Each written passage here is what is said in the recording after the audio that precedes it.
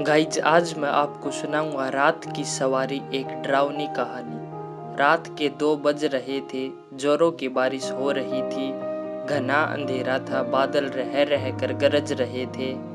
थोड़ी थोड़ी देर पर बिजली चमकती तो आसपास की चीजें दिखाई पड़ती थी, अन्यथा हाथ को हाथ दिखना भी मुश्किल लग रहा था।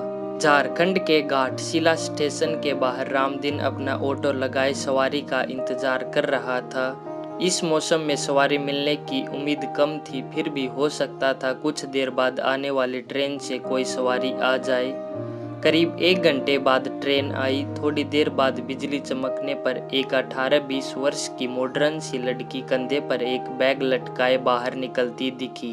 वह सीधे उसके ऑटो के पास पहुंची और मुसाबनी चलने को कहा।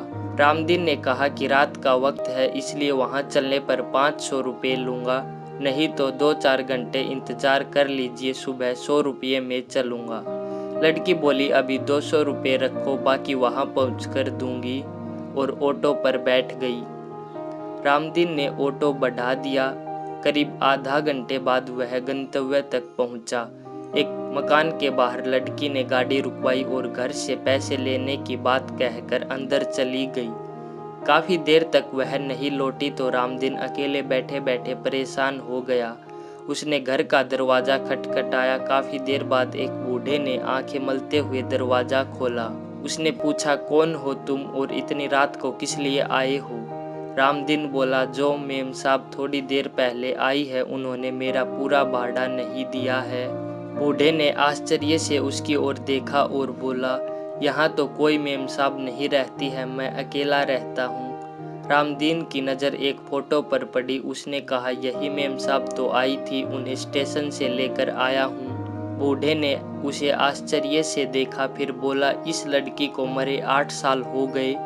देखो फ़ोटो पर माला डाला हुआ है, ये मेरी पोती थी, ये कैसे आ सकती है? रामदीन के होश उड़ गए। वह चुपचाप अपने ऑटो के पास पहुंचा। उसने देखा कि सीट पर 100 के 3 नोट रखे थे। उसने नोट जेब में रखा और वहां से बेतहाशा भागा। उस दिन से उसने रात को ऑटो चलाना बंद कर दिया। गाइज, आपको यह डरावनी कहानी कैसी लगी हमें कमेंट बॉक्स में लिखकर ज़रूर बताएं, और ऐसी ही वीडियो देखने के लिए कृपया हमारे YouTube चैनल को ज़रूर सब्सक्राइब कर लें।